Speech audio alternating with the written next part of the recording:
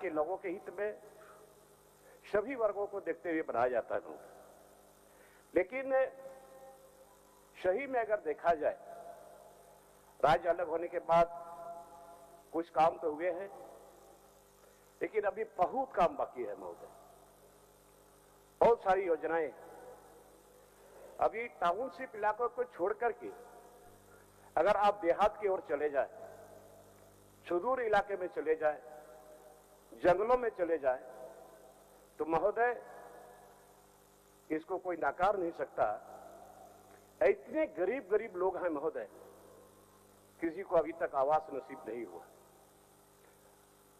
जंगल इलाके में आप जाएंगे, एक एक बच्चे को आप देखेंगे महोदय, ये कुपोषण से शिकार है महोदय। लोगों को दवा नहीं मिल पा रहा है, लोगों को शिक्षा नहीं मिल पा रही। आखिर ये बजट जो बनता है केवल टाउनशिप इलाके के लिए, आखिर दूर दराज इलाके में आज तक यह स्थिति क्यों है? 21 साल पार हो गया राज्य अलग होने के बाद। तो महोदय मैं सरकार से आग्रह करूंगा कि कम से कम पूरे राज्य में जो खेतीहर लोग हैं, जो किसान हैं, आज खेत में पानी नहीं। आज यहाँ के किसान, यहाँ के मजदूर, आप केरल चले जाए, भारी तादाद में यहाँ के लोग गए हुए, पंजाब चले जाए, वहां भी लोग गए हुए, लोगों का पलायन हो रहा है। तो महोदय आज किसान के लिए सिंचाई का कोई सुविधा नहीं है, सिंचाई का कोई सुविधा नहीं है। और महोदय आश्चर्य तो यह होता है कि राज्य अलग होने के बाद ज्यादा से ज्यादा समय यहां किसने शासन चलाया? कौन मुख्यमंत्री रहा? बीजेपी के लोग रहे। और इतने दिनों तक इन लोगों ने क्या किया? अभी सवाल उठाते हैं कि ये नहीं हुआ, वो नहीं हुआ। तो महोदय आपको भी सोचना चाहिए कि भाई आप इतने दिनों तक आपने शासन चलाया, आप अपना भी देखें। और आज यही नतीजा है कि आज देश की जनता ने, झारखंड की जनता ने आपको उखाड़ करके फेंक दिया, आपको विपक्ष में बैठाने के लिए मजबूर कर दिया। अभी माननीय हेमंत सोरेन से लोगों को बहुत सारी अपेक्षाएं, बहुत आशा है, विश्वास है, लेकिन समय पार होते चला जा रहा है। महोदय अभी कोरोना के चलते 2 साल हम लोग बाधित रहे, सारा चीज बंद हो गया। और हेमंत सोरेन का धन्यवाद देना चाहेंगे कि इन्होंने वैसे विषम परिस्थिति में भी जो बाहर के जो प्रवासी मजदूर थे उन लोगों को सही सलामत लाने का काम किया और भोजन दिलाने का भी काम इन्होंने किया। लेकिन इतना से ही नहीं हो जाता, अभी बहुत सारा चीज करना है महोदय। आज हमारे लोग जो शहीद हुए, क्यों शहीद हुए? क्या क्या वो अपने लिए, अपने परिवार के लिए? नहीं, आज उसी के हम लोग खून हैं, उसी के वंशज हैं। आज हमारा जमीन लूटा जा रहा है, एक तरफ जमीन लूटा जा रहा है और दूसरे तरफ हमारा नौकरी भी लूटा जा रहा है। महोदय आज यहां अंग्रेजों के साथ हमारे लोगों ने लड़ाई लड़ी, तीर धनुष के साथ लड़ाई लड़ी है और उन्होंने अपने आप को बलिदान किया। किसके लिए? आज यहाँ के आदिवासी, आज यहाँ के मूलवासियों के लिए महोदय। तो महोदय आज इनका जमीन भी सुरक्षित नहीं है। और मैं इस बात को बराबर हर सदन में बोलता हूं कि जब जमीन रहेगा तो यहाँ के आदिवासी मूलवासी रहेंगे, उजड़ रहा है लोग। अभी जहां जहां कोयला खदान है, ECL, CCL, BCCL, जहां भी है, गरीब लोग उजड़ रहे हैं। अभी गांव नहीं मिलेगा, वो लोग कहां चले गए? इसका कौन सर्वे किया कि माइंस के चलते इतने इतने आदिवासी मूलवासी जो उजड़ गए वो कहां चले गए?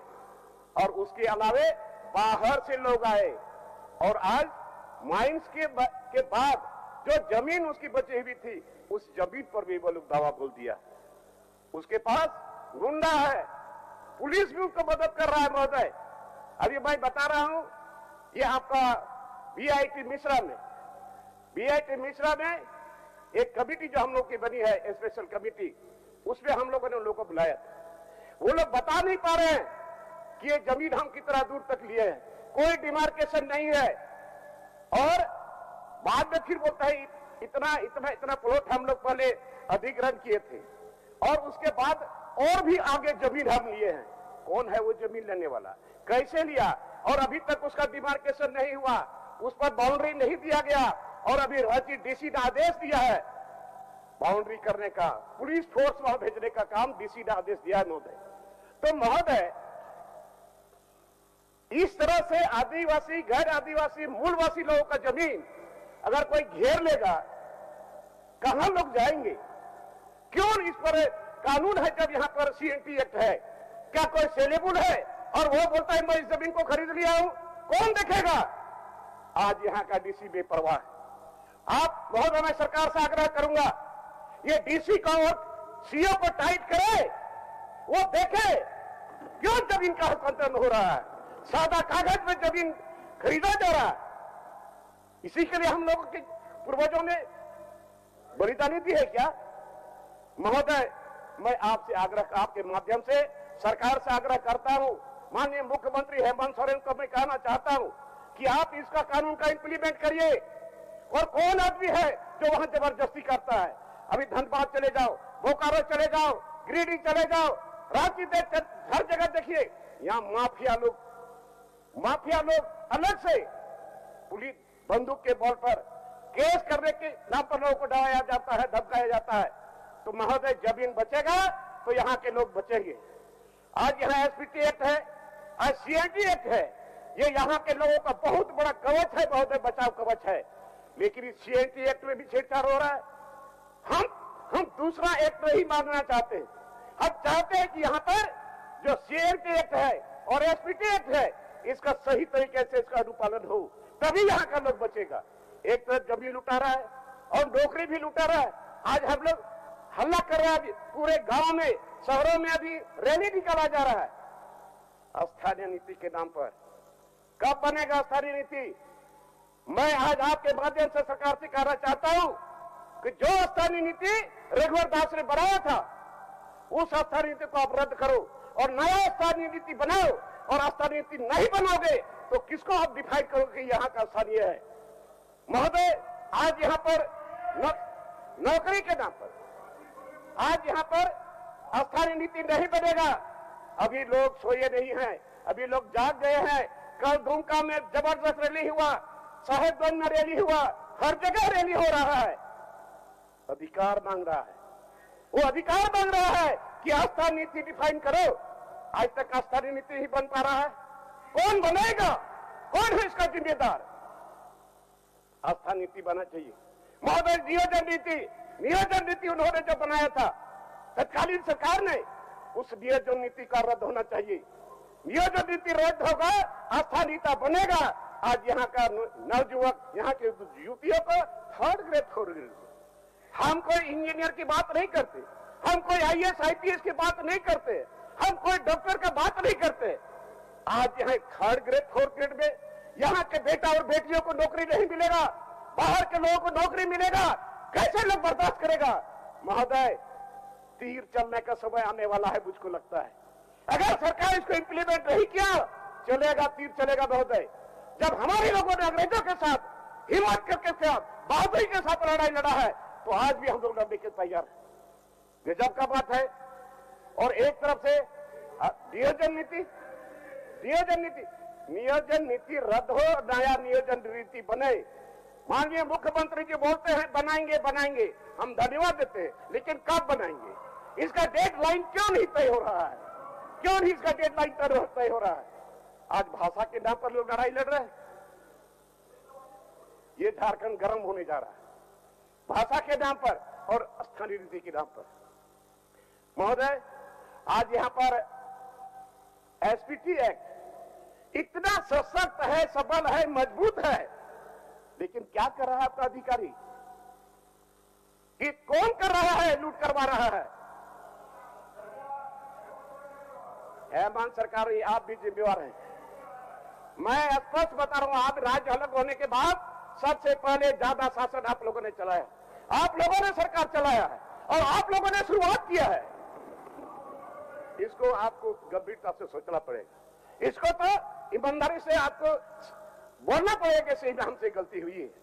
हम सारे लोग उसी के वोट से हम लोग जीत के आते हैं, जो देहात में रहते हैं, गांव में रहते हैं, देह में बदन कपड़ा नहीं है, एक टाइम खाया है नहीं खाया, वही लोग वोट देते हैं। आज हम लोग यहाँ आए हैं, ये सौभाग्य की बात है। राज्य अलग हो, हमारे माननीय गुरु जी शिबू सोरेन के आंदोलन पर कितने लोग जेल गए, कितने लोग मां बहनों का सिंदूर मिट गया, चूड़ी टूट गया। आज वैसे लोगों को कौन देखेगा? आज हम लोग, मैं निष्पक्ष होकर बात करना चाहता हूं और सारे लोगों को इस पर हम लोग को मिल बैठ करके हम लोग को इसका निराकरण करना चाहिए। और आज आप वहां हैं, आप इधर आप खेल रहे हैं, इधर आप खेल रहे हैं। आज दिन को भी रात बोलते हैं, रात को भी दिन बोलेंगे, ऐसा नहीं होना चाहिए महोदय। आज अभी हम लोग विधायक हैं, यहाँ राज्य में विकास का काम नहीं होगा। अभी माननीय सुनिए ना, आप लोगों ने बहुत घोषणा किया था, आप लोगों ने बहुत घोषणा किया और हमारे माननीय मुख्यमंत्री जी ने भी, इन्होंने भी बहुत घोषणा किया था। तो क्या इसका इंप्लीमेंट होगा? वादा किया तो निभाना पड़ेगा। तो भाई आज निश्चित तौर पर जल जंगल जमीन पर रहने वाला यहाँ का आदिवासी मूलवासी उजड़ रहा है, जाके देख लो उजड़ रहा है या नहीं उजड़ रहा है। ये विरासत में मिला हुआ चीज आज जंगल उजड़ रहा है और जिसके चलते आज यहाँ का पर्यावरण खराब हो रहा है। समय पर बारिश नहीं हो रही है, आज यहाँ पर खेती नहीं हो रही है। आज हमारे लोग चले जा रहे हैं, आसाम चले जा रहे हैं, पंजाब चले जा रहे हैं, हरियाणा चले जा रहे हैं और अन्य प्रदेशों में चले जा रहे हैं। ये व्यवस्था हम लोग को करना पड़ेगा, ये व्यवस्था सरकार को करना पड़ेगा। किसान खुशहाल होगा, ये गांव का देश है और यहां लोग खेती करते हैं तभी हम लोग को अनाज मिलता है। तो महोदय, इन लोगों के लिए अलग से निश्चित तौर पर यहाँ पर विस्थापन आयोग बनना चाहिए। अभी तक कितने लोग बेघर होकर चले गए, कहां चले गए, कौन उसका रख रखाव करेगा, कौन उसका हिसाब किताब लेगा, सरकार को भी ये पता नहीं। कितने लोग गांव घर छोड़ करके मंच से ईसीएल, सीसीएल, बीसीसीएल और इतना अभी पहाड़ इलाके में जितना धड़ल्ले से जो चल रहा है माइंस, आज यहाँ का पत्थर बीसीसी साहब से हो गया, तो आज यहाँ धड़ल्ले से पत्थर निकाला जा रहा है। हमारे देहात में धान कटने के बाद रबी फसल होता है, गेहूं होता है, मकई होता है, बहुत सारा चीज, चना होता है और पहाड़ में पहाड़ियां प्रिमिटिव ट्राइब्स के लिए वहां घास वृक्ष है, फल है, फूल है, उसी में पैसा है। लेकिन पत्थर माइंस के चलते लीज है, छोटा सा पॉइंट जो है, छोटा सा जगह लोग लीज करा लेता है और जहां चाहता है वहां पत्थर कोड़ करके बर्बाद कर दिया। गड्ढे गड्ढे गड्ढे बने हुए, हर जगह गड्ढा भरा हुआ, कोई भी उसको अलग से उसको भर करके कहीं घास रोपने का काम नहीं किया। ये हम लोग को विरासत में मिला, पहाड़ उजड़ रहा है, आखिर कौन देखेगा इसको? आप लोगों ने नहीं देखा, आप लोगों ने तो शुरू कराया। और अभी भी मैं हेमंत सोरेन से आग्रह करूंगा, माननीय मुख्यमंत्री साहब के माध्यम से मैं आग्रह करूंगा कि इस पर ध्यान दे। उन तो प्रिमिटिव ट्राइब खत्म हो जाएगा, धीरे धीरे खत्म हो रहा है महोदय।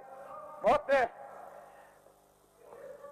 अभी महोदय ये बजट है महोदय, कोरोना काल के बाद स्वास्थ्य में 27% है, पेयजल पर 20% है, शिक्षा पर 6.5% है और गरीबों के खाद्यान्न पर 21% है महोदय।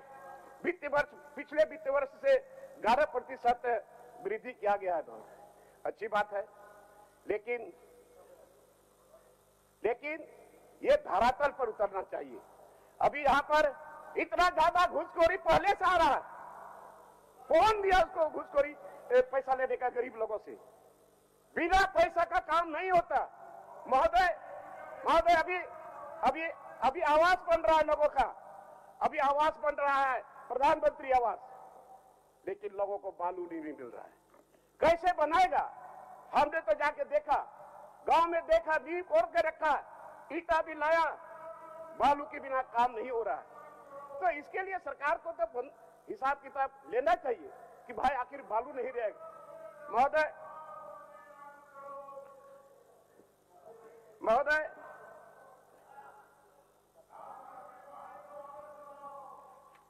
महोदय बहुत करोड़ों करोड़ों का बजट बना महोदय, लेकिन सुदूर इलाके में, गांव में, जंगल की तराई में रहने वाले लोगों का जिंदगी ज्यों का त्यों है महोदय। राज्य अलग हुआ है, कैसे राज्य विकसित होगा? आज एक एक किसान को पानी मिलेगा, एक एक गरीब बच्चे को शिक्षा के लिए स्कूल जरूरत है महोदय। यहाँ इतने लोग विस्थापित हो गए, विस्थापन आयोग नहीं बना, कौन बनाएगा? कौन बनाएगा? आप लोगों ने तो बनाया नहीं। और अगर हेमंत सोरेन भी, माननीय मुख्यमंत्री भी अगर ये विस्थापित आयोग नहीं बनाएगा तो आने वाले समय में हम लोगों को खोजने से कहां नहीं मिलेगा, कहां चलेंगे, नहीं चलेंगे महोदय। ये 1932 का खतियान का पूरा जगह रैली हो रहा है, अस्थायीता नीति, इसे हम बार बार बोल रहे हैं कि हम बार बार आपके माध्यम से मैं सरकार को संज्ञान में देना चाहता हूं। समय किसी का इंतजार नहीं करता। निश्चित तौर पर आप अस्थायी नीति का समय सीमा तय करिए।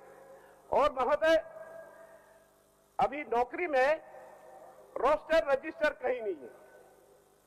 आज अभी हमारे जिला में कितना बैकलॉग है किसी को पता नहीं। सरकार बतावे तो कि हर जिला में आरक्षण।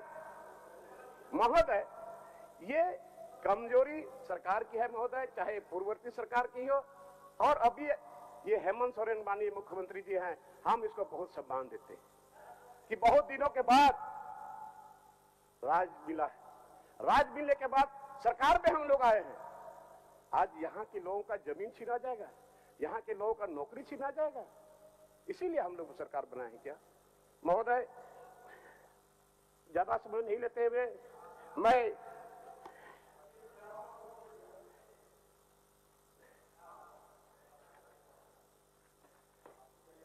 महोदय, ये बहुत धड़ल्ले से जमीन बिक्री हो रही, बहुत धड़ल्ले से जमीन बिक रही है और धीरे धीरे हमारे लोग विस्थापित होकर के कहां न कहीं चले जा रहे हैं महोदय। आज ये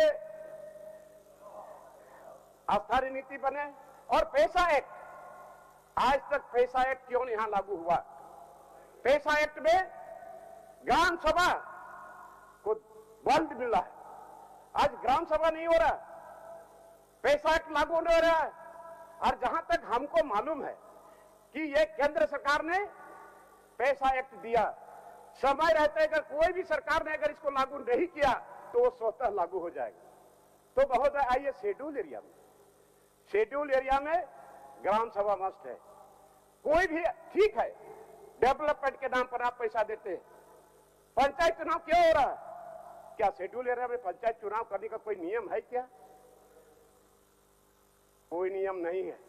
लेकिन यहां अधिकारी लोग बैठ करके, और मैं तो साफ स्पष्ट कहूंगा कि यहां विधायिका में कार्यपालिका भी है।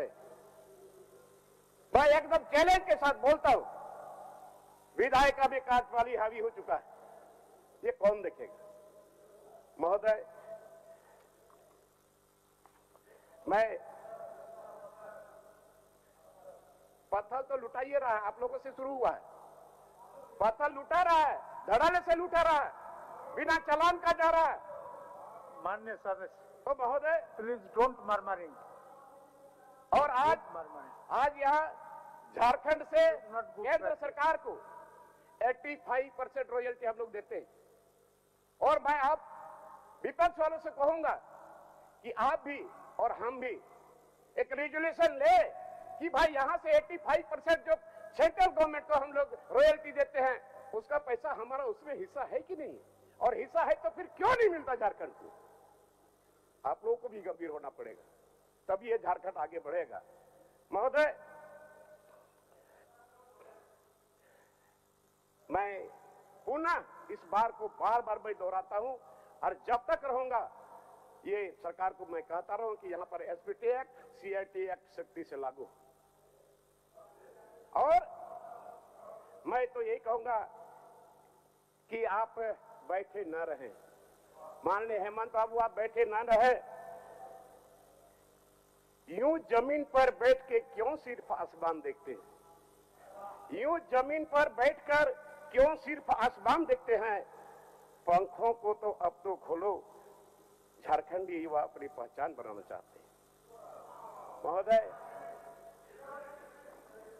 महोदय महोदय अभी बोलिए, आप बोलिए, आप बोलिए। हो गया महोदय। नगर पालिका महोदय, अभी इसी सरकार में नगर पालिका बढ़ा है महोदय 10 किलोमीटर के रेडियस में। आप 10 किलोमीटर के रेडियस में नगर पालिका आखिर लायक कौन? क्या पार्लियामेंट में कानून बना है क्या? पार्लियामेंट में कानून नहीं बना और यहां नगर पालिका शुरू हुआ, और नगर पालिका शुरू हुआ और इसको अभी 10 किलोमीटर के रेडियस में बढ़ाया गया है। तो 10 किलोमीटर के रेडियस में जितने गांव आएंगे, जो गांव का संरचना है वो बिल्कुल समाप्त हो जाएगा। अलग से वहां के गरीब लोगों को टैक्स लगेगा।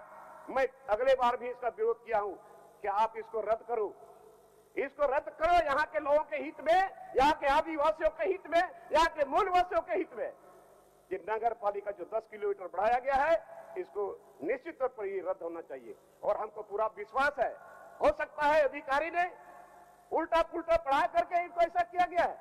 महोदय, निश्चित तौर पर ये रद्द होना चाहिए और पैसा एक्ट लागू होना चाहिए। पैसा एक्ट लागू होगा, ग्राम सभा सशक्त और सबल बनेगा, अपना योजना अपने से बनाएगा और गांव का संरचना बिल्कुल जैसा था वैसा रहेगा, मजबूत रहेगा। महोदय, अभी यहां बहुत तरह की बातें हैं महोदय। सिर्फ टाउन इलाका में भी जो हो रहा है अच्छी बात है।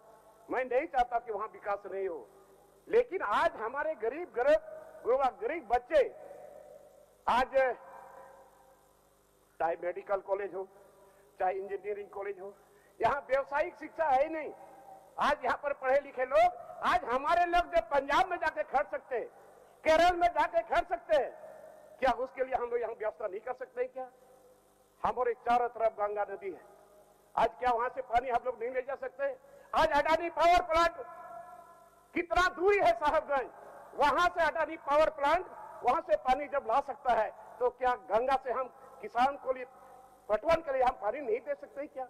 इच्छा शक्ति होनी चाहिए और बहुत विश्वास के साथ, बहुत आशा के साथ अभी सरकार बनी है, गठबंधन की सरकार बनी है और लोगों को विश्वास है, उम्मीद है कि यहाँ का विकास होगा। 2 साल तो पार हो गया, 2.5 साल करीब पार होने जा रहा है महोदय। बहुत कम समय है और बहुत भारी भरकम बजट है। ये बजट धरातल कूद उतरे और हमको पूरा उम्मीद है कि नौजवान मुख्यमंत्री हेमंत सोरेन जी इसको उतारने का काम करेंगे। कोरोना काल में तो बहुत बहादुरी के साथ इन्होंने काम किया, बट थोड़ा सा और इसको सख्ती से एसपीटी एक्ट को लगाओ और पैसा एक्ट को लागू करें और ये गुरुजी का सपना यही पूरा करेंगे। उसके खून है। लेकिन महोदय, अभी महोदय, अभी देहात में अभी पेयजल की समस्या, चापाकल, आज तक हम लोग देहात में गरीब लोगों को पानी नहीं पिला पाए। बहुत शर्म की बात है। आप लोगों ने तो चापाकल बंद कर दिया था। जो विधायक कोटा का 5-5 चापाकल होता था, आप लोगों ने बंद किया। मैं हेमंत सोरेन को धन्यवाद देना चाहता हूं, इन्होंने फिर सारे विधायक को एक पंचायत में 5-5 चापाकल देने का काम किया। अरे भाई, आप लोग क्या कर रहे थे यार? 5 साल, इतना सालों तक चापाकल आपने बंद कर दिया था। इसको तो सोचिए, इसको तो स्वीकारिए, क्यों बंद किया आज चापाकल? महोदय, ये चापाकल और अभी प्रत्येक साल माननीय सदस्य अमर बाबू ऐसा नहीं करते। आप मंत्री रह चुके हैं राज्य का, बोल रहे हैं बैठे बैठे हर बात को काउंटर करना ठीक बात नहीं है। समय नहीं, ये आप इसको नहीं समझ रहे हैं, इसको आप समझिए कम से कम। ऐसा नहीं करिए, बोलने दीजिए। महोदय अभी हमारे माननीय मुख्यमंत्री अभी यहाँ नहीं है सदन में। महोदय, कुछ लोग हैं, मैं सही हूं तो सही हूं, कुछ लोग हैं जो हमें गुर्रा के दिखते हैं, पता नहीं, लेकिन महोदय फिर भी मैं ये बोलना चाहूंगा, ख्वाब टूटे हैं, ख्वाब टूटे हैं मगर हौसला जिंदा है। ख्वाब टूटे हैं मगर हौसला जिंदा है। हम वो है जहां मुश्किलें शर्मिंदा है। महोदय, मुझको परवाह नहीं है, मैं सही मशवरा देना चाहता हूं, मैं सही सुझाव देना चाहता हूं, मैं अपने लिए नहीं बोलता हूं, मैं यहाँ के लोगों के लिए ये मौका मिला है, इसका सदुपयोग होना चाहिए महोदय। और बहुत गंभीर ही बात है कि यहाँ एसपीटी एक्ट, सीएनटी एक्ट रहते हैं, पदाधिकारी क्या कर रहे हैं, या कमिश्नर क्या कर रहा है, या डीसी क्या कर रहा है, ये जमीन लुटा रहा है। महोदय क्या सहन करिएगा, आपके समय में तो बहुत लूट हुआ, इस चीज को स्वीकारिए यार। क्या आपके क्षेत्र में गरीब लोग नहीं है क्या? महोदय, मैं इस बात को बार बार दोहरा रहा हूं, ये जमीन बचेगा, यहां पर मूलवासी आदिवासी बचेगा। जमीन इतना धड़ल्ले से बिक रहा है, और वो भी 1 कट्ठा 2 कट्ठा नहीं, 10 एकड़ 25 एकड़ में जो बाहर के लोग ले रहे हैं, जो अदर स्टेट के लोग हैं, आज यहाँ पर 25 एकड़ 20 एकड़ जमीन घेर घेर करके रखा हुआ है, और उसी जमीन को ये लोग बेचेगा, 10 गुना दाम में बेचेगा, और नहीं तो वहां उद्योग भी। अभी महोदय, ये रामगढ़ में वो जो वहां पावर सब स्टेशन, महोदय वहां जो बगल में जो गांव है, वहां पर कितने लोगों को कंपनसेशन अभी तक नहीं मिला। इतना साल हो गया, लोगों को कंपनसेशन नहीं मिला, लोगों को नौकरी नहीं मिली। कल लोग आए थे और उन्होंने लिस्ट दिखाया, 242 आदमी का नाम है इसमें महोदय, और उन लोगों को नौकरी के नाम पर बोला कि आप लोग आवेदन देना। आवेदन रह गया, किसी को नौकरी नहीं मिली, और वहां जो भी लोग आए हैं सब बाहर के लोग आए। कौन चिन्हित करेगा, कौन चिन्हित करेगा वैसे लोगों को? महोदय, मैं पूरा विश्वास के साथ, हमको यकीन है, हमको विश्वास है कि निश्चित तौर पर मैं आपके माध्यम से सरकार को संज्ञान में देना चाहता हूं। वैसा बहुत गांव है। अभी यहाँ पर जो स्पेशल कमेटी बनी है, अभी आप देखेंगे सारे जिला से हर तरह से लोग आए हैं, और हम लोग पास इतना पोथा बन गया, इतना जमीन सेलिंग हुआ है, गलत तरीके से हुआ है। अजीब सा बात है। अभी हम लोग आवेदन को देख करके हैरत पड़ जाते हैं, और जगह जगह से डीसी लिखता है कि हमारे जिला में ऐसा केस मेरे पास नहीं आया। आश्चर्य है। तो महोदय, मैं ज्यादा बोलने वाला नहीं हूं महोदय, मैं सिर्फ यहाँ के नवयुवकों को 3rd ग्रेड 4th ग्रेड में नौकरी मिले, जिसके लिए सरकार को स्थायी नीति तय करना पड़ेगा। और यहाँ जो भी नौकरी हो, लेकिन 3rd ग्रेड 4th ग्रेड की बात है मोदी, और नियोजन नीति इसको रद्द करें। माननीय सदस्य, यहाँ पर कुछ नहीं, हम ज्यादा कुछ नहीं मांगते। यहाँ पर जमीन हमारा कैसे सुरक्षित रहेगा, जमीन मेरा कैसे, अगर आज सड़क नहीं भी बना, 2 साल 3 साल 5 साल के बाद बनेगा, बिजली नहीं भी बना, कोई बात नहीं है, लेकिन हमारा जो जमीन उजड़ रहा है, इसको बचाने का जरूरत है। आस्था नीति बने, और पैसा एक्ट लागू हो, और नगर पालिका जो बढ़ाया गया है वो रद्द हो, और शेड्यूल एरिया में पंचायत चुनाव रद्द हो। महोदय, ज्यादा समय नहीं लेते हुए पुनः आपसे के माध्यम से मैं सरकार को संज्ञान में देना चाहता हूं, इतना काम करना पड़ेगा, और नहीं तो फिर हम लोगों को उधर जाना पड़ेगा। आप नहीं किए तो आप उधर चले गए ना, तो हम लोग भी अगर नहीं करेंगे तो फिर उधर ही जाना पड़ेगा। महोदय, यहाँ जो टीएससी है, ट्राइबल एडवाइजरी काउंसिल महोदय, ये तो फुटबॉल बन गया। गवर्नर हाउस से राज्य सरकार की तरफ, और राज्य सरकार की तरफ गवर्नर हाउस तरफ। आज तक एक भी यहाँ के आदिवासी मूलवासी का केस टीएससी में फैसला, टीएसपी नहीं गया। क्या हो रहा है, क्या हो रहा है? ये टीएससी यहाँ के आदिवासी मूलवासी के लिए बना है। अभी तक हमको नहीं लगता कि टीएसपी कितने मेंबर हुए, कितना बैठक हुआ, कितना टीएसपी में केस गया, पता नहीं। मैं सरकार से आग्रह करूंगा निश्चित तौर पर टीएसपी का पुनर्गठन हो और जिसका जिसका जैसा भागीदारी है वो उस पर रहे। आज टीएसपी इतना इंपॉर्टेंट चीज 2 साल से अभी तक ये फुटबॉल की तरह इधर से उधर हो रहा है, क्या लोग नहीं देख रहे हैं? तो महोदय ज्यादा समय मैं नहीं लेते हुए पुनः आपको मैं धन्यवाद देना चाहता हूं कि आपने हमें बोलने का वक्त दिया है महोदय, इसके लिए बहुत बहुत धन्यवाद। जय हिंद, जय झारखंड। माननीय सदस्य श्री सीपी सिंह जी।